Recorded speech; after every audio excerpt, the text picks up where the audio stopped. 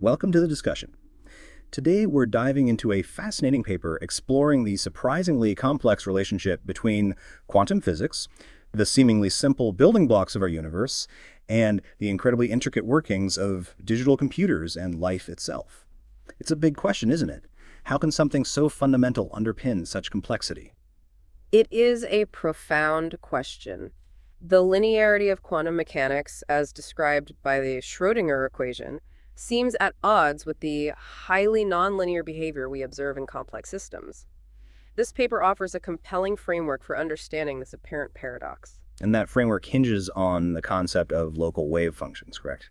Instead of a single universal wave function, we're talking about localized functions operating within specific domains. Precisely. The idea is that the limitations of the domain of validity of wave functions are key.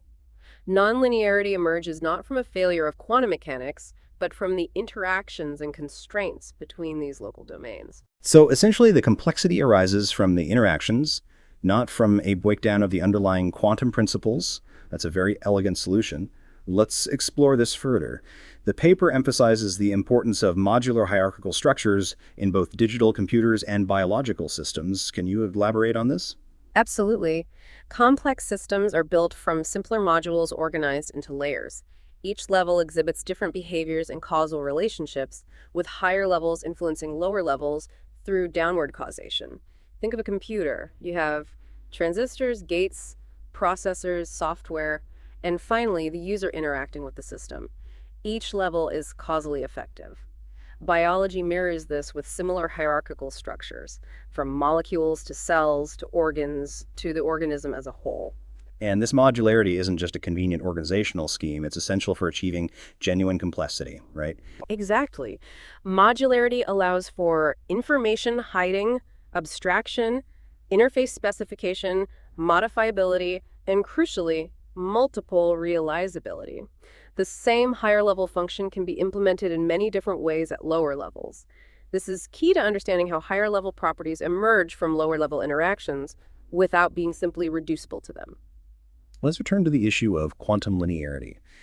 How does the concept of local wave functions resolve the apparent contradiction between the linearity of quantum mechanics and the non-linearity of the real world? The linearity of the Schrödinger equation applies only locally, within the restricted domains of these local wave functions. Nonlinear behavior emerges from the interactions and constraints between these domains.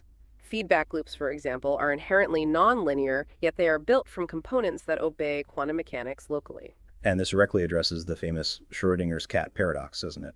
Absolutely.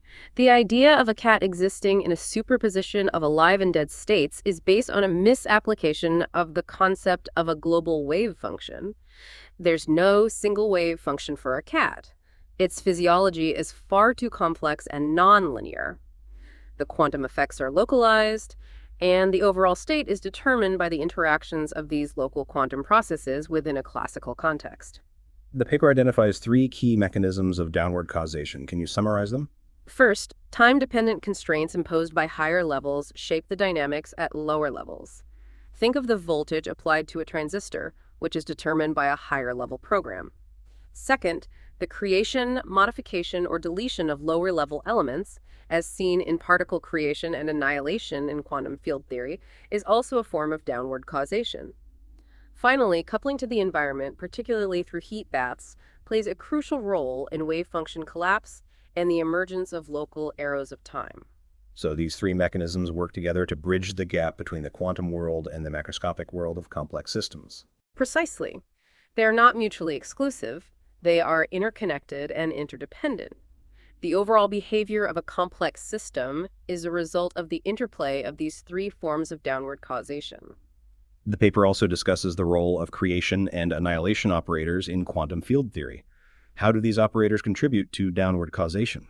Creation and annihilation operators describe the creation and destruction of particles. In the context of downward causation, the timing and occurrence of these operations are influenced by the higher level context. For example, in a transistor, the creation of quasi-particles is influenced by the applied voltage, which is determined by the higher level program. Similarly, in biological systems, gene regulatory networks control the creation of proteins, which in turn influence cellular processes. So the higher levels essentially turn on and turn off these quantum processes. That's a good way to think about it. The classical context sets the stage for the quantum processes to occur, shaping the outcomes at the quantum level. The paper highlights the importance of open systems and their interaction with the environment. How does this relate to the arrow of time? All complex systems are open systems, exchanging energy and information with their surroundings. Heat baths, in particular, play a crucial role in wave function collapse and the emergence of local arrows of time. These local arrows are ultimately linked to the cosmological arrow of time, established by the expansion of the universe. The dark night sky, a consequence of the expanding universe, provides the low temperature sink necessary for these processes. So the universe's expansion is fundamentally linked to the directionality of time we observe in local systems. Yes, the cosmological arrow of time provides the ultimate context for the emergence of local arrows of time in open systems. Finally, let's discuss the role of values and human agency in shaping the outcomes of these complex systems. The paper emphasizes that both digital computers and biological systems are not merely governed by physical laws, they are also shaped by the purposes and values of their creators, or, in the case of life, by evolutionary processes driven by natural selection. The algorithms in a computer reflect the values of its programmers, just as the structure of a living organism reflects the pressures of natural selection. So the seemingly objective laws of physics are intertwined with subjective values and goals? Precisely. The physical processes are the substrate, but the outcomes are shaped by the context, including the values and intentions of the agents involved. This is particularly relevant in the context of artificial intelligence and its impact on society. The paper briefly touches upon some common concepts in quantum biology, such as quantum tunneling, superposition, and entanglement. How do these fit into the overall framework? These phenomena are all consistent with the framework of local wave functions and downward causation. Quantum tunneling, for instance, always occurs within a classical context. Superposition exists within local domains but is resolved through wave function collapse. Entanglement, while important in quantum computing, is generally short-lived in biological systems due to decoherence. These quantum effects are not the primary drivers of complexity, rather they are components within a larger, classically influenced system. Can you summarize the core proposal of the paper? The core proposal is that quantum physics applies locally everywhere, but wave functions are limited in their domain of validity. Complexity arises from the interactions and constraints between these local domains, shaped by downward causation through time-dependent constraints, creation/annihilation of particles, and interaction with the environment. This framework resolves paradoxes like Schrödinger's cat and challenges interpretations that rely on a global wave function for the universe. What are the key gains and losses of this approach? The gains include a more realistic and consistent view of quantum mechanics in complex systems, a clear mechanism for downward causation, and a natural explanation for the emergence of classical properties from quantum processes. The losses are primarily the abandonment of interpretations that rely on a global wave function for the universe, or a single wave function for complex systems like brains. This eliminates the need for many worlds or many minds interpretations. How does this framework explain the emergence of complex systems like digital computers and life? Both systems arise through evolutionary processes. Life through natural selection and development, computers through design and manufacturing, both involve a process of trial and error, adaptation to the environment, and the integration of multiple levels of organization. The principles of assembly theory are crucial here, emphasizing the step-by-step construction of complex systems from simpler components.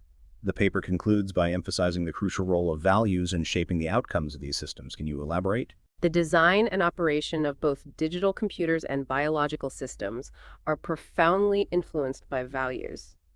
The algorithms in a computer reflect the values of its creators, and the evolution of life is shaped by the selective pressures of the environment.